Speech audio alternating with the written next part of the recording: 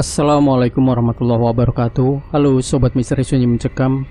Semoga Anda masih selalu setia bersama kami, channel yang setiap hari selalu menyuguhkan cerita-cerita misteri. Dan kesempatan kali ini kami sudah menyiapkan sebuah kisah misteri yang berjudul Peringatan Lelaki Misterius yang Menjadi Nyata.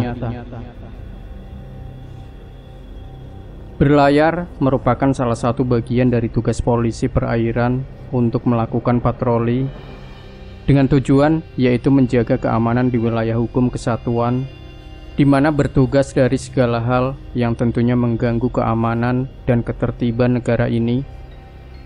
Demikian pula dengan saya yang saat itu bertugas di fungsi Polair di Kesatuan Polda Riau dan bertempat tugas di wilayah Tanjung Batu. Suatu hari aku beserta tim bertugas untuk melaksanakan patroli yang akan dilaksanakan pada sore hari hingga batas waktu yang telah ditentukan. Sore itu juga kami bersiap diri. Tidak lupa segala peralatan yang menunjang dalam pelaksanaan tugas disiapkan pula. Sekitar pukul 5 sore kami berkumpul di pelabuhan di mana kapal patroli kami bersandar. Sembari menunggu rekan lainnya, aku duduk di sebuah warung kopi atau kantin yang berada di pelabuhan tersebut. Di kantin itu tidaklah aku sendiri, melainkan ada pengunjung lainnya. Walau hanya ada satu orang duduk di sudut warung tengah minum kopi dan merokok. Seseorang itu sepertinya orang baru, karena walaupun orang sipil, aku banyak mengenal orang-orang yang biasa duduk dan berkumpul di warung itu. Aku memesan segelas kopi dan mie goreng kepada pemilik warung. Lalu aku duduk di kursi dan meja yang posisinya berada dekat dengan pintu keluar masuk kantin. Mau patroli ya Pak? Tiba-tiba saja ada suara yang menyapa yang tentunya itu ditujukan kepadaku, karena saat itu hanya aku sendiri yang tengah menggunakan pakaian dinas. Aku yang tengah fokus mengutak-atik ponsel mengalihkan pandangan mengarah ke sumber suara. Benar saja, bapak tua itu yang menyapaku. Iya Pak, mau patroli. Ini nunggu teman-teman yang lainnya. Demikian jawabku dengan ramah. Rencana ke wilayah mana patrolinya Pak? Tanya bapak itu lagi kepadaku. Ya kemana saja Pak, yang namanya patroli. Mungkin nanti Katimnya yang menentukan ke arah mana akan patrolinya, jawabku lagi. Sejenak bapak itu manggut-manggut sembari terus menatapku dengan tatapan yang menurutku saat itu tatapannya terlihat aneh. Namun aku berusaha berpikir positif saja. Lalu terdengar lagi ia berkata kepadaku, "Kalau bisa malam ini gak usah patroli Pak, bahaya." Demikian ucapnya dengan suara pelan serta tatapan tajam kepadaku. Tentu saja ucapannya membuatku sedikit terkejut, karena orang yang baru saja bertemu dan tidak aku kenal melarang agar kami tidak melaksanakan patroli. Bahkan ia mengatakan bahaya. Bahaya kenapa Pak? Tanyaku penasaran. Namun kali ini bapak itu tidak menjawab. Ia beranjak berdiri dari duduknya, lalu melangkah menuju kasir membayar minumnya ke pemilik warung. Kemudian ia pergi keluar kantin. Di saat ia hendak keluar dari warung, sempat ia berdiri di hadapan mejaku sejenak. Lalu ia berkata dengan sangat pelan, namun jelas dapat aku dengar dengan baik, "Kalau mau berangkat juga, hati-hati ya. Jangan lupa terus berdoa, minta perlindungan kepada Allah." Demikian ucapnya kepadaku, lalu ia berlalu pergi. Saat itu aku hanya diam terpaku, tidak menjawab iya atau tidak, karena aku benar-benar merasakan ada yang aneh dengannya. Setelah bapak itu pergi dari hadapanku, di saat itu pula seakan aku baru tersadar. Lalu aku memandang ke arah di mana bapak tua itu pergi, namun tak terlihat lagi. "Makcik, siapa bapak tadi? Aku rasa tak pernah tengok dia sebelumnya di sini." Tanya aku kepada pemilik warung itu yang biasa dipanggil Makcik. "Entahlah Pak, saya baru inilah tengok dia di sini. Tak ada pula saya tanya tadi," ucap Makcik kepadaku. "Dah lama datang, Rit?" Di saat aku tengah memikirkan apa yang baru saja aku alami, tiba-tiba saja ada seseorang lagi yang menyapaku. Seketika aku memandang ke arah suara. Ternyata Herman yang datang, salah satu timku. Singkat cerita, jam 5 sore semua timku telah berkumpul dan kami pun memutuskan untuk segera berangkat. Beberapa saat setelah meninggalkan pelabuhan, aku masih memikirkan pesan dari Bapak misterius tadi. Namun, tugas tetaplah tugas, harus dilaksanakan dengan penuh semangat. Setengah jam sudah kami melakukan perjalanan. Suasana normal, tidak ada hal apapun yang terjadi. Suasana alam sekitar mulai terlihat meredup karena sang mentari secara perlahan mulai masuk ke peraduannya. Angin sejuk mulai berhembus, tanda hari memasuki senja. Tiba-tiba saja, di depan haluan kapal patroli, terlihat beberapa ekor ikan lumba-lumba berenang seakan mengiringi kapal kami. Bahkan terlihat pula ikan lumba-lumba itu melompat dari sebelah kiri ke kanan haluan kapal. "Kip, kurangi kecepatan. Di haluan banyak lumba-lumba," teriak rekanku. Saat itu aku hanya diam sembari terus menatap ke arah di mana lumba-lumba yang terus berlompatan seakan berusaha menghalangi kapal patroli kami. Seketika jantungku berdetak keras karena lumba-lumba yang aku lihat berwarna putih, tidak seperti ikan lumba-lumba kebanyakan. Ini bertanda buruk, demikian hatiku berkata. Dengan cepat aku melangkah menuju ruang cab, dan setelah di ruang cab aku menyampaikan sesuatu kepadanya. "Izin Cap, sepertinya bakal ada sesuatu yang tak baik terjadi." Demikian ucapku kepadanya. Mendengar ucapanku yang tiba-tiba kepadanya, Cap langsung menatapku dan berkata, "Kenapa begitu, Rit?" Tanyanya kepadaku. "Iya Cap, barusan aku lihat ikan lumba-lumba yang berlompatan itu berwarna putih, tidak seperti biasanya." "Terus kalau berwarna putih, apa hubungannya dengan kita?" Demikian ucap Cap kepadaku, seakan memang ia tidak memahami maksud ucapanku. Sejenak aku menghela nafas berat, lalu aku melanjutkan cerita. "Izin Cap, menurut cerita kakekku yang seorang pelaut, jika kita tengah berlayar di laut, tiba-tiba dihadang ikan lumba-lumba putih, itu bertanda buruk, dan kita sebaiknya berputar arah, tidak melanjutkan tujuan." Demikian tuturku panjang lebar. "Sudahlah Rit, jangan banyak percaya dengan mitos yang ada. Kita tidak bisa melaksanakan tugas. Lebih baik berdoa saja mohon keselamatan." Demikian ucapnya kepadaku, seakan memang Cap itu tidak mempercayai ucapanku. Setelah sedikit berbincang dengan Cap, aku kembali melaksanakan tugas sesuai dengan bidangku. Namun baru saja aku bekerja, tiba-tiba "Sip, sip." Sontak aku terkejut, karena sebagai anggota Pol Air, tentunya aku sangat memahami suara itu. Ya, itu suara hembusan angin yang biasa menandakan badai akan datang. Aku arahkan pandangan mataku ke langit. Terlihat sang rembulan memancarkan cahaya lembutnya, sehingga di kejauhan aku mulai melihat gumpalan-gumpalan gelombang dengan ukuran sedang mulai memainkan permukaan laut. Dengan tergesa-gesa aku melangkah menuju ke ruang Cap lagi, sembari berteriak memanggil Cap. "Cap, Cap, sepertinya badai datang," ucapku kepadanya, karena memang saat itu aku dapat melihat gelombang dengan menggunakan teropong. Mendengar ucapanku, seketika Cap kapal pun segera memerintahkan awak kapal untuk bersiap. Namun baru saja Cap memberi perintah, tiba-tiba saja kapal kami oleng ke kanan karena gelombang besar telah menghempas bagian kapal dari sebelah kiri. Dengan olengnya kapal, tentu saja beberapa barang di kapal berjatuhan. Belum lagi posisi kapal kembali stabil. Brus! Ombak besar kembali menghempas dari arah belakang kapal, sehingga membuat kapal terjungkal ke belakang akibat curahan air dengan volume besar menimpa di bagian belakang kapal. "Rit, tolong aku!" Di saat semua awak kapal panik, terdengar seseorang berteriak meminta tolong. Aku lihat sisi kanan bagian kapal, Rudy bergelantungan berpegangan pada sisi kapal, dengan tubuh serta kakinya menjuntai di laut. Ia terpelanting dan terjatuh di saat ombak besar tadi menimpa kapal dari sisi kiri. Beruntung Rudy sempat berpegangan sehingga ia tidak langsung terlempar ke dalam laut.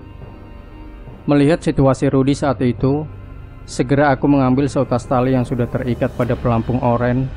Namun upaya aku tidaklah mudah karena ombak-ombak besar terus menghantam kapal.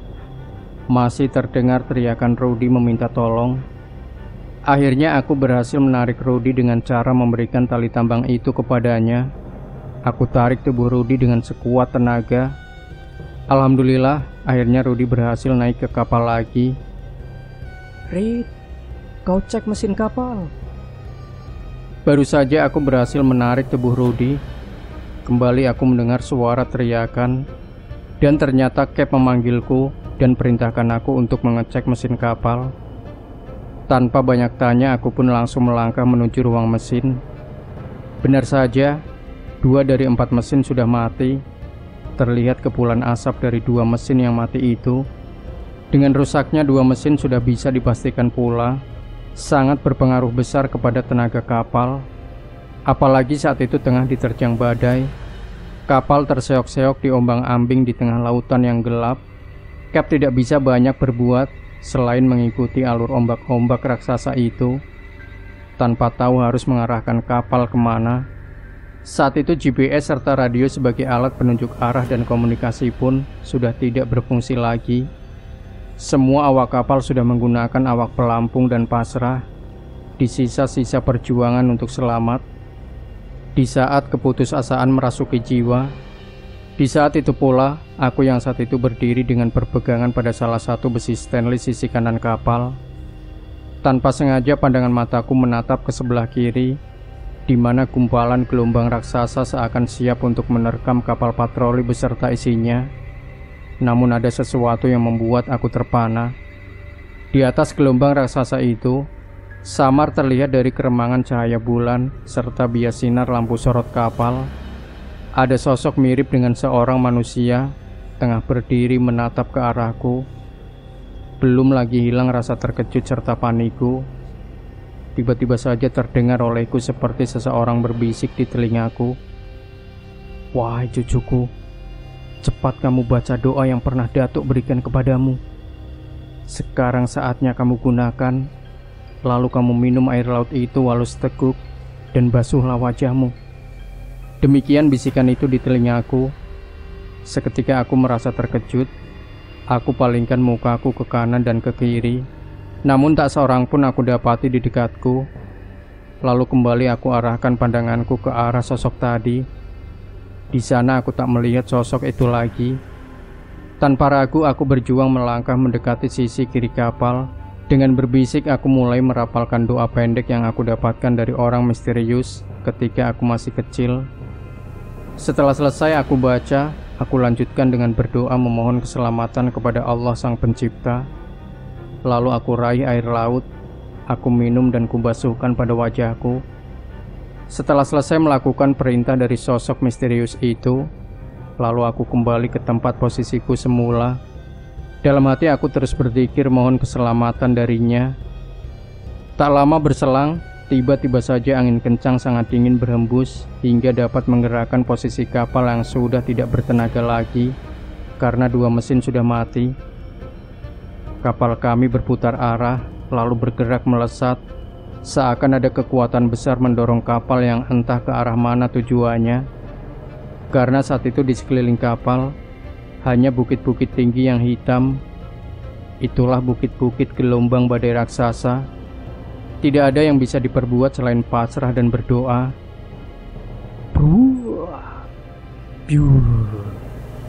Tiba-tiba saja haluan kapal menabrak gelombang besar nan tinggi laksana dinding. Aku beserta awak kapal lainnya terhempas, bahkan terpelanting di dalam kapal itu.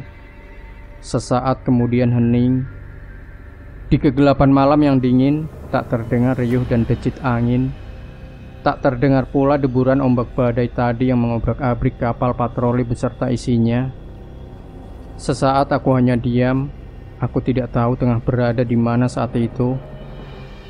Ya Allah, sudah matikah aku saat ini? Demikian hatiku berkata. Namun, sesaat kemudian kedua telingaku mendengar suara kepakan air, layaknya ombak-ombak kecil dengan lembut menerpa bagian dinding kapal. Perlahan aku membuka kedua mataku.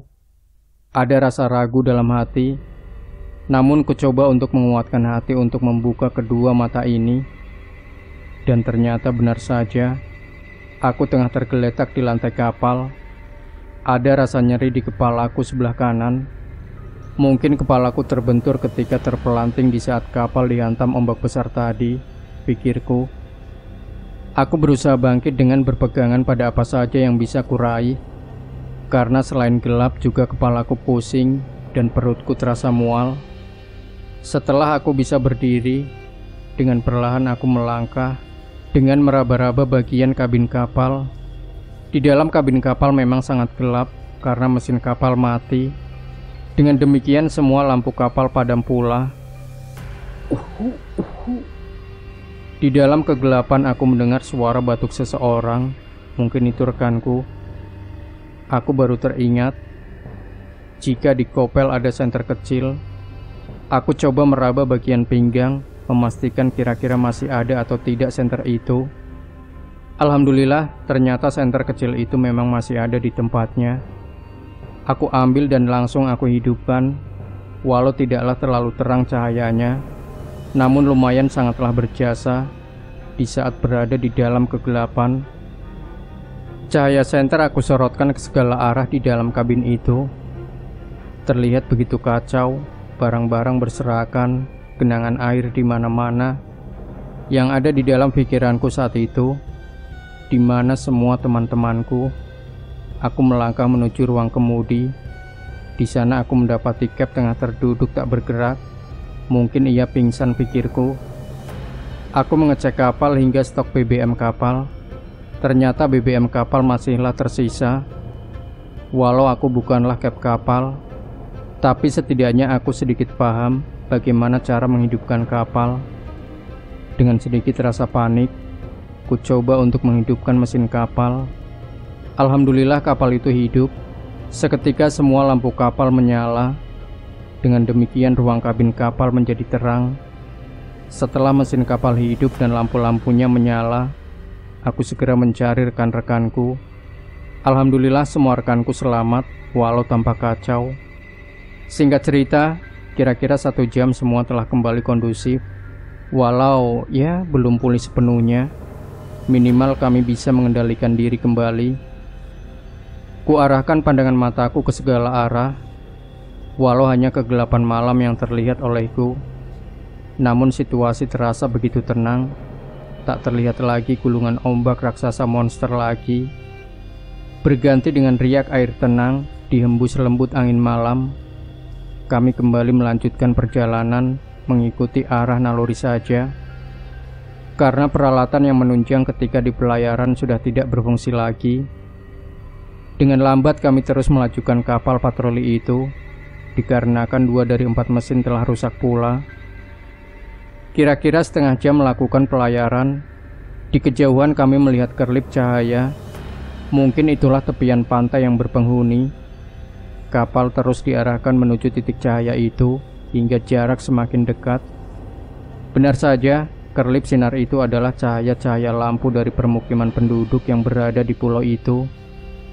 Alhamdulillah. Kami berucap syukur karena titik harapan telah nyata di depan mata. Kami selamat. Singkat cerita, kami tiba di pulau tersebut kira-kira pukul 5 waktu Indonesia Barat dengan selamat. Kami bersandar memang tidaklah di pelabuhan, melainkan di pelantar rumah penduduk yang berada di tepian pantai, khas rumah penduduk di area pesisir. Namun itu semua tidak menjadi suatu kendala. Yang jelas kami selamat dari terjangan badai yang ganas malam itu. Lanjut cerita, paginya setelah mencari tempat untuk sarapan serta bebersih diri, kami menghubungi kesatuan di mana kami bertugas, memberitahukan keberadaan serta apa yang terjadi di saat kami melaksanakan patroli tadi malam. Menjelang siang, akhirnya kami melanjutkan perjalanan kembali pulang dengan dijemput oleh speedboat dinas sebagai pemandu. Setibanya di kesatuan, kami dapat menghela nafas lega. Namun jika di flashback dari awal kami hendak berangkat tugas, memang ada beberapa hal peringatan agar kami tidak melaksanakan tugas saat itu. Seperti orang misterius mengingatkan, alam sekitar mengingatkan, bahkan menghalangi langkah kami. Keterangan penduduk di mana kami terdampar di pulau itu juga membenarkan jika di lautan di mana kami berpatroli malam itu memang dikenal angker. Tak jarang kapal-kapal kecil karam diterjang badai yang tiba-tiba saja datang. Namun kami tidak mengindahkan semua itu, bukan karena tidak percaya akan tanda-tanda itu, tapi karena tugaslah, apapun tetap harus kami jalani, walau nyawa taruhannya demi nusa dan bangsa ini. Demikian Sobat Misteri Sunyi Mencekam. Jangan lupa berikan komentar Anda, like, share video ini, subscribe channel Sunyi Mencekam, dan kembali nantikan cerita-cerita misteri terbaru dari kami. Wassalamualaikum warahmatullahi wabarakatuh.